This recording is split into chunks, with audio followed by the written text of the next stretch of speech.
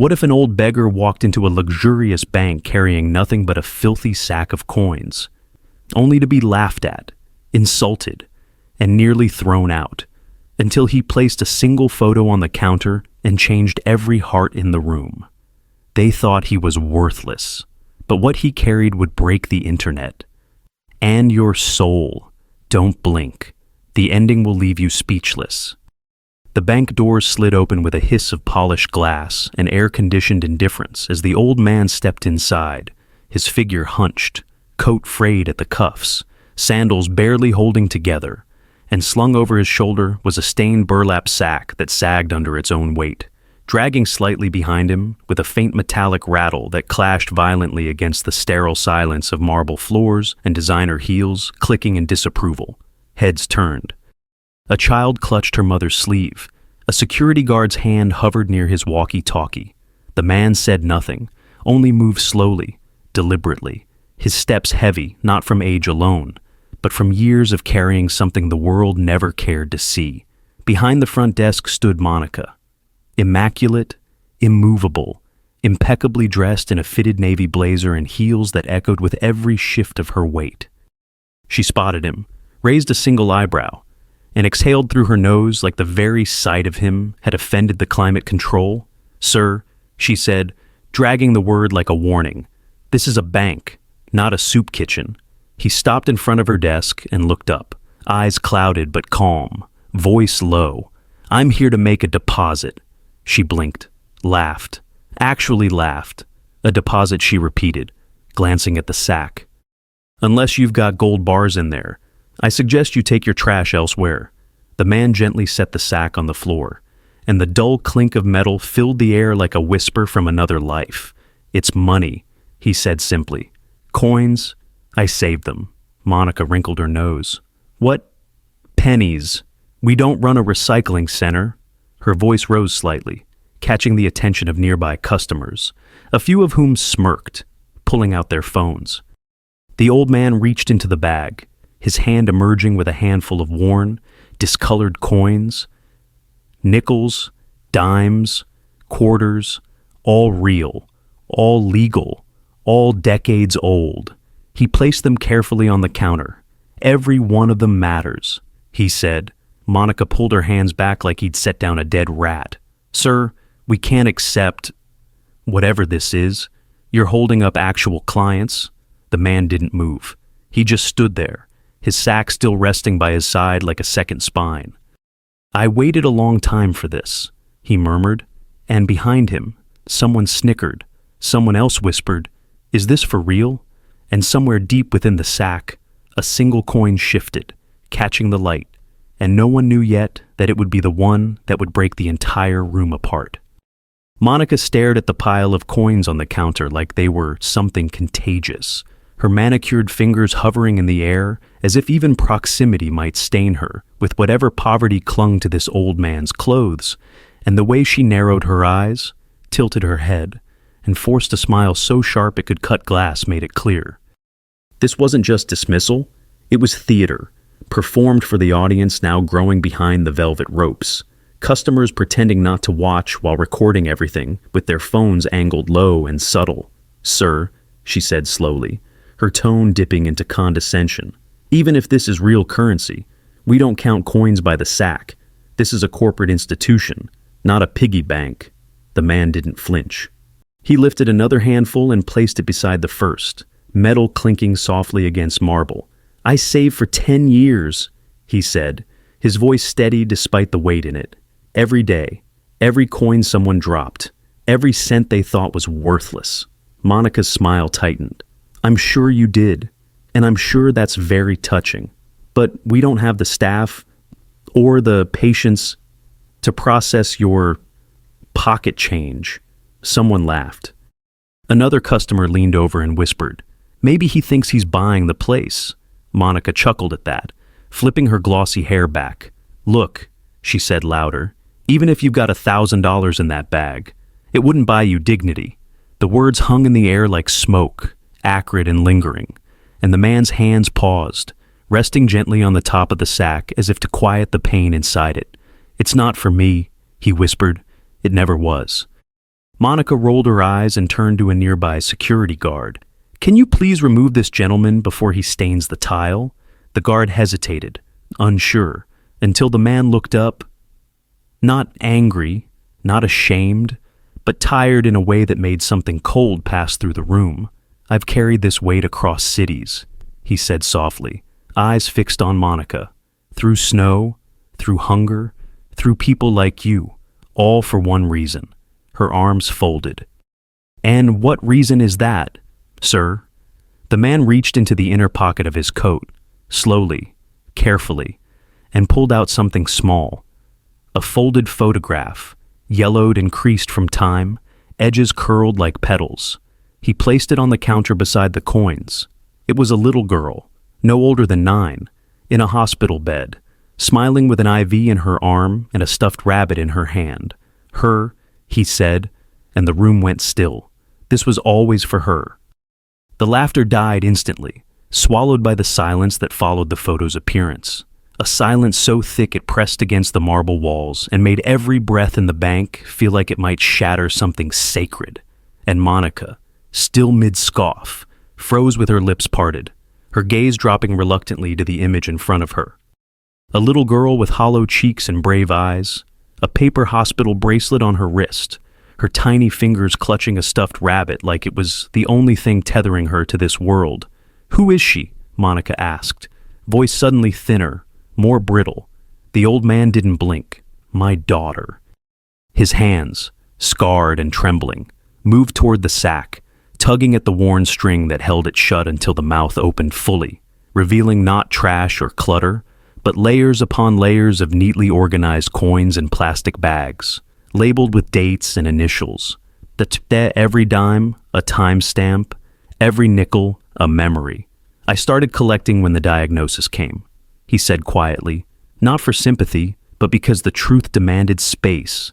Stage 4. They said I couldn't afford the treatments. They were right, so I begged, and I walked, town to town, coin by coin." He lifted one bag from the pile and held it out. It was dated 7 years ago. Inside were only pennies, taped shut, the label reading July after the bus stop. Monica didn't reach for it. She looked like she wanted to disappear. "Why didn't you go to a charity?" she asked. But it was a defensive question, not a curious one. The man met her eyes, and in his gaze was a grief so deep it could drown the world. "Because charity runs out, but a father doesn't." A murmur ran through the onlookers, quiet and uncertain, like the room itself had started to turn against her. "So you brought this here," she said, trying to regain control. "All of this. Now?" The old man nodded slowly. "She's gone," he said, and it hit like a stone in the gut. "Last winter, but I promised I'd put it somewhere safe. A real account. In her name."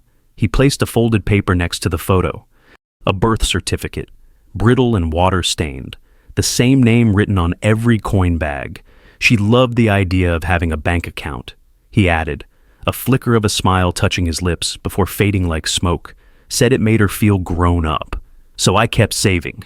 Even after," Monica's face was pale now, her hand slowly lowering to the counter without realizing it, her voice failing her as the weight of what she'd said, what she'd done, settled like frost along her spine. The people watching weren't laughing anymore. One woman wiped a tear. A man stepped forward but didn't speak, as if words would only ruin the moment. And in the silence, the old man gently reached into the sack once more, pulled out a final object, and placed it next to the photo. A tiny pink hair clip. "I was going to give her that when she rang the bell." His voice cracked. She never got to. A single coin slipped from the edge of the counter and hit the floor, spinning, spinning, spinning, until it stopped, and the entire bank held its breath. The coin stopped spinning with a dull clink that echoed like a funeral bell in the silence-struck bank, and as if summoned by the gravity of that sound, the glass door at the far end hissed open, and in walked the branch manager, a poised woman in her 40s named Clara, who immediately sensed the tension in the room, her heels clicking against marble as she approached the front desk, where Monica stood frozen and pale, her usual poise shattered into something resembling shame. And Clara's eyes flicked between the hunched old man, the pile of coin-filled bags, the worn photo of the sick child, and the strange hush that had overtaken her usually humming lobby.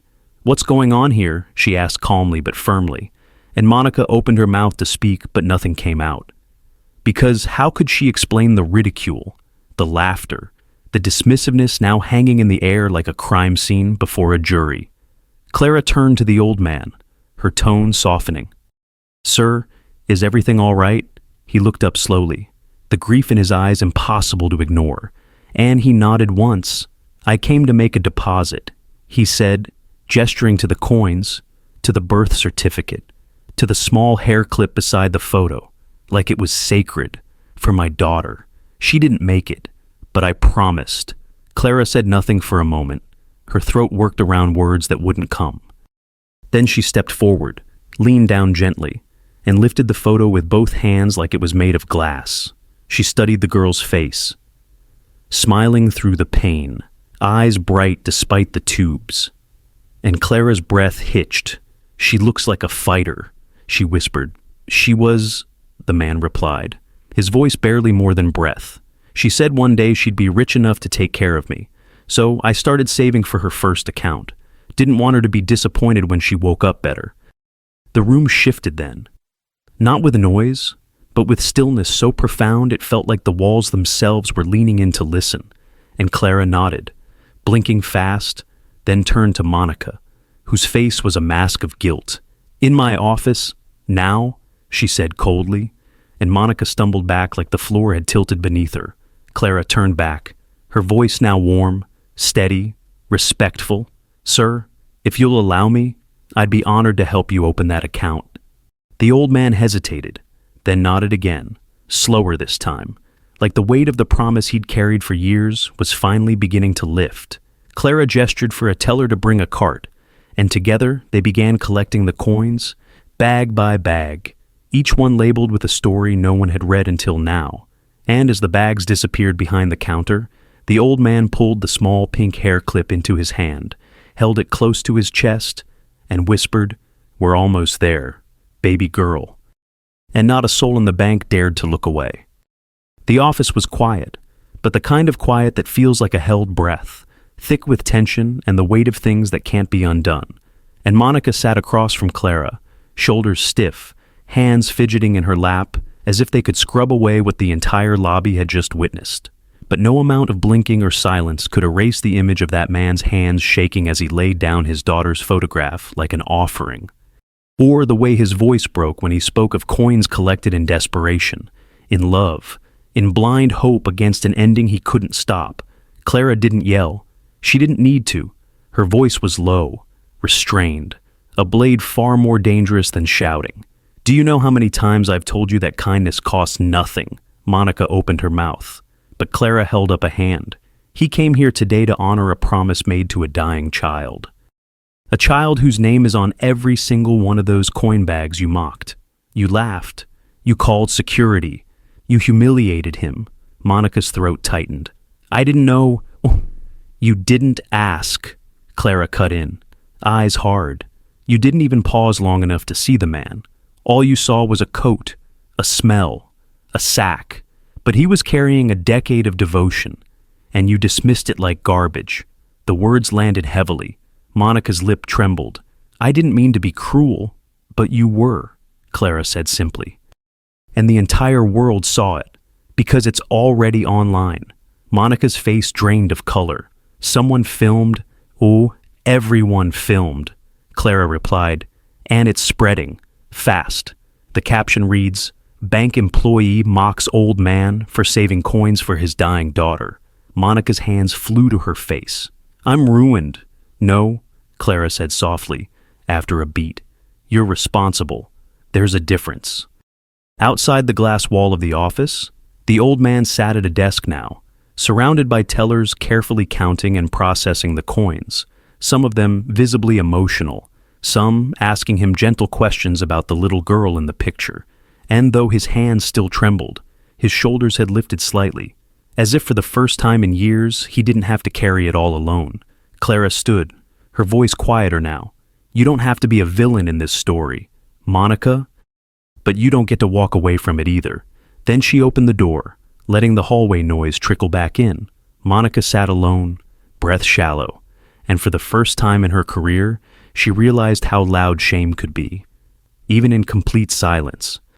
Outside the office, the atmosphere in the bank had shifted entirely, no longer filled with impatience or the usual hum of routine transactions, but something reverent, something fragile, as if everyone understood they were witnessing not a financial exchange, but the quiet unloading of a life's burden.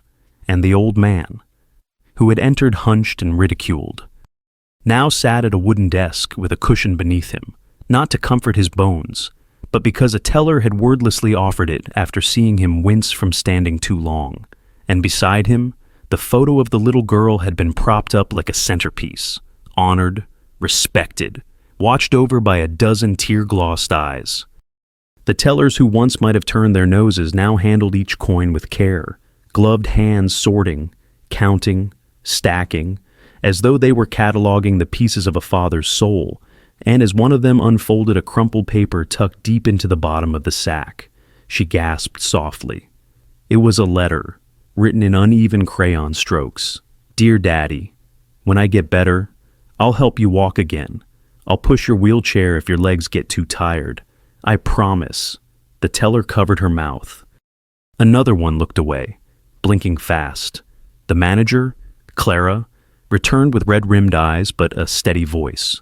"We're opening an account today," she said, gently placing a leather-bound folder in front of the man. "In her name, and you'll be the first to make a deposit." The old man stared at the folder, his fingers trembling as he traced the printed name across the front. Emily Rose Foundation Fund. And his lips quivered as he whispered, "She wanted to help people, even when she couldn't stand." A man in line stepped forward then, a stranger in a business suit who had watched the entire scene unfold from the back of the bank. He cleared his throat, eyes glassy. "Sir," he said, "I lost my daughter, 3 years ago.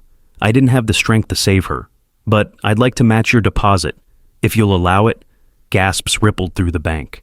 The old man looked up, startled, unsure, humbled. "Why would you do that?" he asked. The man offered a sad smile. "Because you did what I couldn't. You never gave up." The old man tried to speak, but the words dissolved. He reached into the sack one last time and pulled out a tiny tin box. Inside was the first coin he'd ever collected for Emily. Tarnished, bent, barely readable. He held it for a moment, kissed it, and slid it across the desk. "This one," he said, "belongs in the account too. It's where everything started." And as that final coin was logged into the system, the weight of a decade lifted from his shoulders, not with fanfare, not with cheers, but with something purer. Grace wrapped in grief, and love sealed in copper. The video hit the internet like a storm no one could predict, not because it was loud or sensational, but because it was true. Raw, haunting, and undeniable. The clip showing a frail old man quietly enduring humiliation as he tried to open an account for his deceased daughter, using a sack of coins he'd begged for over 10 years. And then, just as the audience thought they knew where it was going, the moment shifted. His voice cracked as he spoke her name. A photo slid gently across the counter, and suddenly the room of laughter became a room of reckoning, and the world, watching through millions of screens, fell silent. The comments poured in by the second. "I'm crying. This broke me. Forgive us for what we've become." And Monica's face, once indifferent and polished, was now frozen in shame, screenshotted and plastered everywhere as the symbol of what happens when cruelty meets the unbreakable spirit of quiet love. The bank issued a public statement within hours, acknowledging the incident, announcing a formal apology, and pledging support for the Emily Rose Foundation Fund, which had already raised more than $200,000 by sundown. News anchors called the old man a hero. Influencers wept on live streams recounting his words, but none of it reached him. Because after leaving the bank, he didn't check the internet, didn't turn on a TV. He sat on a park bench in the golden light of early evening, sack finally empty, fingers gently holding the last item he had refused to leave behind, the pink hair clip. His thumb brushed it slowly, remembering the way it looked in her tangled curls, the way she insisted on wearing it even in the hospital, even on the hard days, saying it made her feel like sunshine. And in that moment, he didn't feel vindicated or famous. He felt hollow and whole at once, the strange piece of a promise fulfilled. Behind him, footsteps approached. He turned to see Clara, the manager, holding a small envelope. "I thought you should know," she said softly, sitting beside him. "That coin, her first one, it's been mounted in the account office. With her name underneath, it's the first thing people see when they walk in." He said nothing, only nodded, and for a while, they sat in silence. Then, almost too quietly to hear, he whispered, "She always wanted to make the world better. I think she finally did." And the wind rustled the trees above them, as if the world agreed. Weeks passed, and what began as a single act of silent devotion spread like wildfire, not just across headlines or donation pages, but deep into the hearts of strangers who saw in the old man's story something painfully familiar. A reminder of love without limits, of dignity forged in quiet suffering, of the kind of sacrifice that doesn't ask for credit, just a chance. And as the Emily Rose Foundation Fund grew, stories began pouring in from every corner of the country. A single mother who kept her child alive, selling handmade candles. A war veteran who pushed his wheelchair door to door to pay for his grandson's insulin. A teenage girl who wore a donated prom dress and walked with her chin high. All of them inspired. All of them lit by the flame one man had carried alone for a decade until the world finally noticed. The old man remained quiet through it all, declining interviews, waving away cameras, simply saying, "This was for her, not me," every time someone tried to turn him into a spectacle. And still, the people came, not for photos, but to thank him. One afternoon, as he sat under the same tree in the park where he'd first held that pink hair clip in the sunlight, a woman approached carrying a little boy with a burn scar on his face and trembling fingers.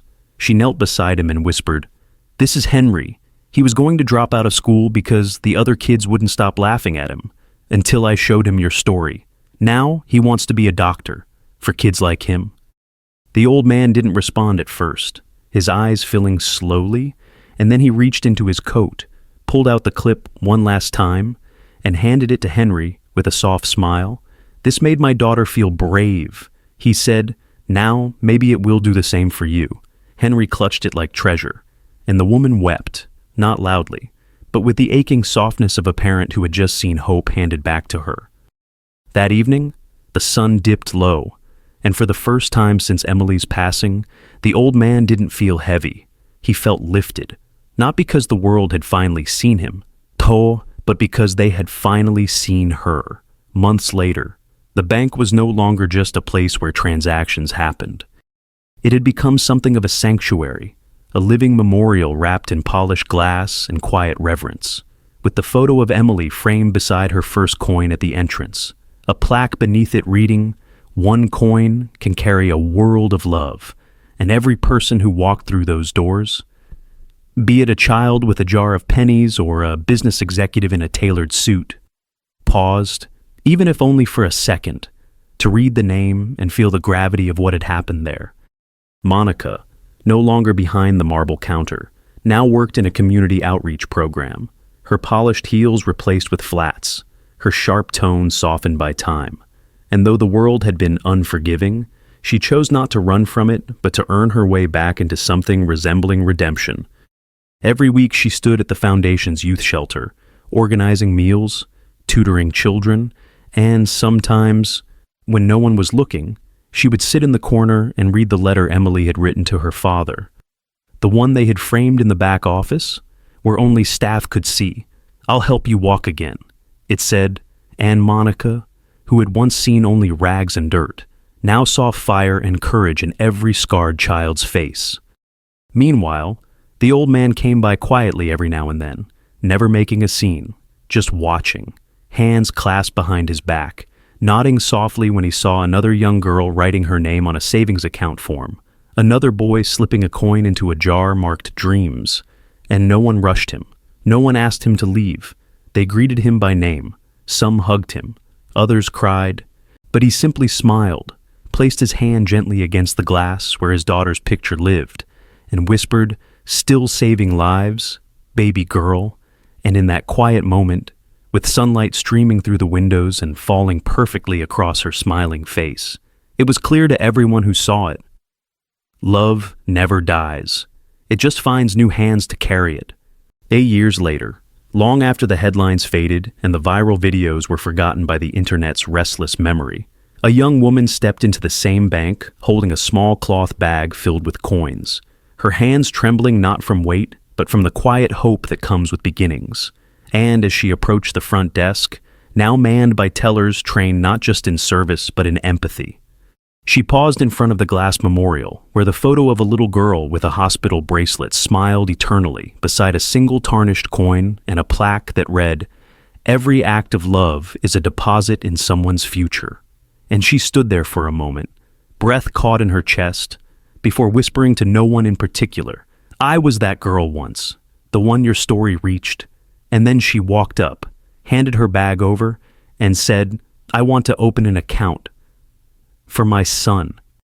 Behind the counter, Monica, now older, her once perfect hair streaked with gray, her voice softer, steadier, recognized the look in her eyes, the same fire, the same fear, and without a word, she smiled, stepped out from behind the desk, and embraced her.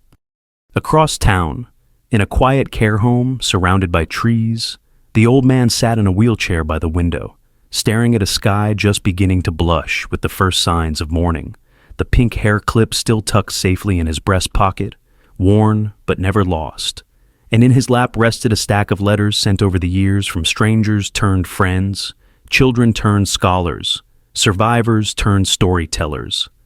All because he once walked into a bank with a bag of coins and a heart full of promises.